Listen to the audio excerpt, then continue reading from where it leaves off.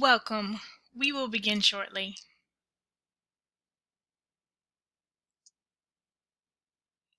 Thank you for tuning in. Today's webinar will be about acquiring your first property. So this is your resource if you're a first-time investor. I hope that you learn a lot from this to get you started. So today's agenda: steps on becoming an investor, types of investments, financing options, finding the right investment, and getting your list of real estate partners together. So a little bit about me. I have been in real estate for over 15 years. I am currently with licensed in Virginia, Maryland, and DC. And I'm with Keller Williams Realty, Kingstown. I'm a military relocation professional, notary public in Virginia. So let's get started. Steps on becoming a real estate investor. So the first step is that you need to create an LLC, which is a limited liability company or corporation. You should consult with a tax professional to see what is the best option for you. After that, after you get a company set up, you will need to obtain what's called an EIN number from the IRS, and then they can tell you what to do after that. Next, you will need to decide what type of exit strategy you want to do. Make quick cash now, or create a monthly cash flow, or do both. Do you want to build a portfolio? Who should you know and have on speed dial in your phone? I'll discuss this later, but you should speak to several people and create a list in your phone for quick access. A professional that can help you connect with several or all of these people will be a realtor because they're in the industry.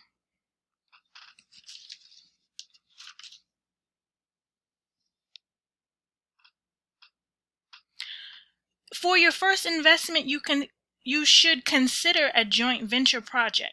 A joint venture project would be if you found an investment project and pitched it to it could be a joint venture with a contractor, it could be with a company like a hard money lender if they actually help you work on those, or another investor, another realtor.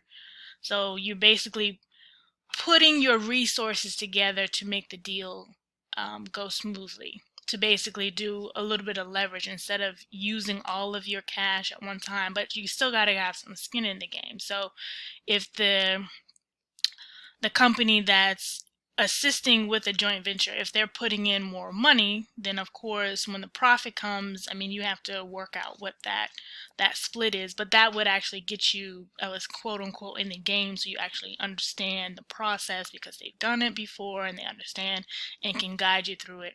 So sometimes it's not all about the money, it's about the knowledge, because you don't want to make the bad investment and spend too much money on this and upgrades and blah blah blah. So that's really important that you have that. So just a suggestion. So types of investments. So there's buy and holds. So what this is when you're purchasing a property, you do some cosmetic repairs and you rent it out to a tenant, and then you put it basically in your portfolio to sell in the future. So you're buying it now, you say, well, I plan on selling it in 5 years, like your 5-year plan. So usually with a buy and hold, you'll make a little bit of money right away instead of you're taking your big payday at a later date. So I would say if you could make, I would say at least $200 to $500 a month, that would be a good option to do that. But I mean, you have to figure out what your own cash that you actually need yourself, what actually is worth it to you. So next there is the fix and flips. So we've all seen the HGTV shows, so that's what a fix and flip is, similar to that. So you buy a home at a discount, you rehab, renovate the home, and you sell it for profit after the renovations are complete. Though, what I want to mention to you is that when you are doing a fix and flip, try not to have the property ready in the wintertime, because typically there are less buyers that are going to purchase the property during that time. So which means that it will cut into your profit because you will have to lower the price potentially. And also you have to think, when you're actually fixing and flipping, you're going to be limited depending on how long you keep the property, because if a person is purchasing your property with an FHA loan and you haven't owned the property longer than 90 days, then that person will not be able to purchase the home. So depending on how fast the property is going to be rehabbed, and so you'll be limited to only conventional or VA buyers. So that's very important to know that. And the last thing, there are other things, but this is just what I'm mentioning. Find is wholesaling. So that's finding an investment deal and selling the property quickly to an end buyer. Sometimes people do wholesaling with assignments, or they'll purchase the property and then resell it to an end buyer right away.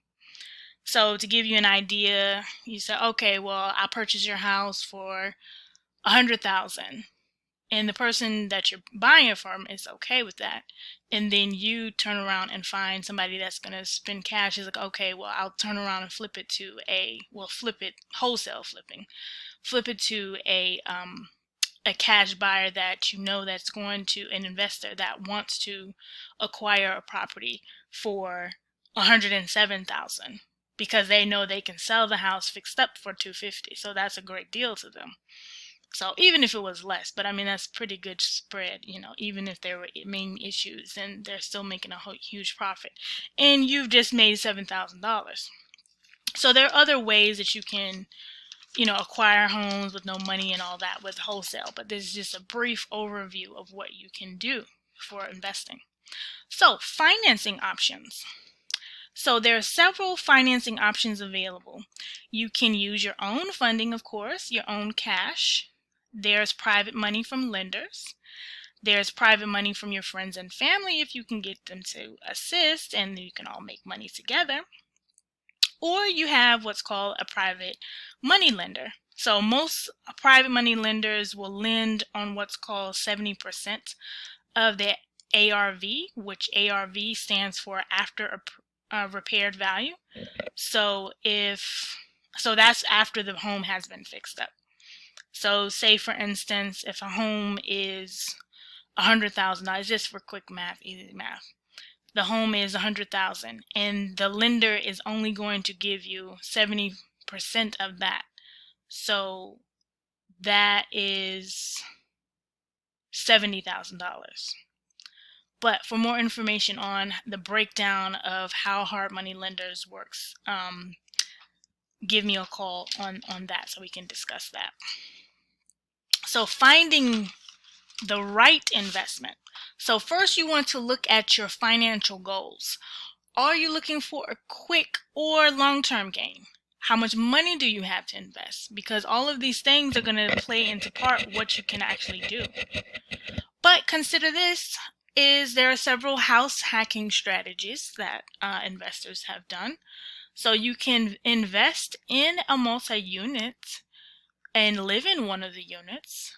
So if you did a 4 units, those other 3 units could pay for the property. You just have to live in one of them. So that you could buy a multi-unit, put 3.5% down, and then basically not have a mortgage potentially, because your other tenants are paying for the mortgage. And what you could do is you could pay the mortgage with their money and double back and pay and use your money, because you're already qualified. Put your money towards the principal and you can pay it off sooner. So you could do that.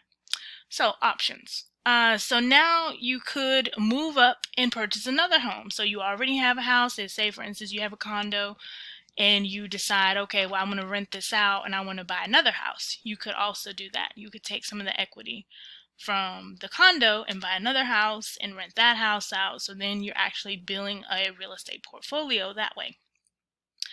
And the third option is if you have a house, if you have a house or you don't have a house and you're thinking about buying it. I mean, you can't use this for qualifying, but you could. A lot of people buy homes for the purposes of with the intent of renting out their basement. So typically they want it to have a private access, to not have the person have to come through the main living dwelling.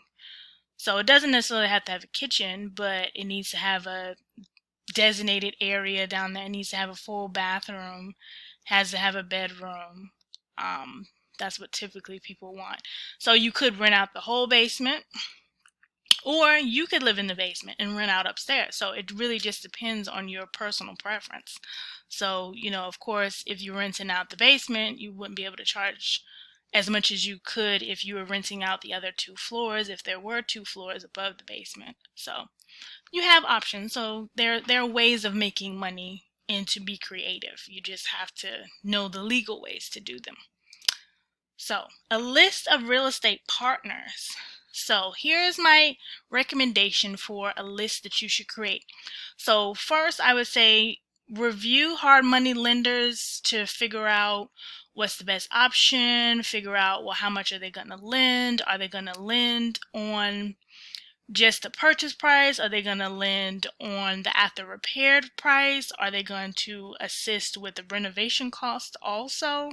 That's important. And have several, figure out what their requirements are, have a spreadsheet so you know, do they actually lend where you intend to buy, and what are their requirements of you as an individual. And most of them, I would say probably 95% of them, will require you to have an LLC or a corporation. So that's why I said that's the first thing you need to do. So make sure you have that in place. They won't lend to you personally, but they will lend to the company, if that makes sense. So find other cash investors, because a lot of people are looking for deals. So you need to have, if, say, for instance, you bought a deal, you said, well, yeah, I don't really want this deal. I'll flip it to somebody else. You don't want the headache, or it's almost necessarily it's a headache, but it's something that you don't want to pursue. But it's always going to be somebody for the right price to pay for a house. That's just how real estate has always been from day one.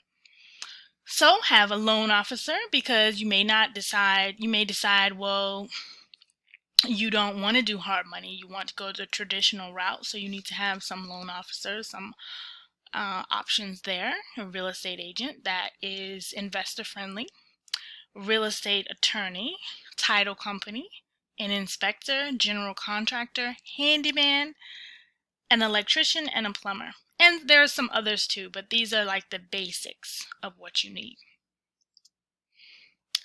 Thank you so much for watching this webinar. If you have any additional questions, please give me a call at 240-284-4114 or send me an email. Thank you so much for watching.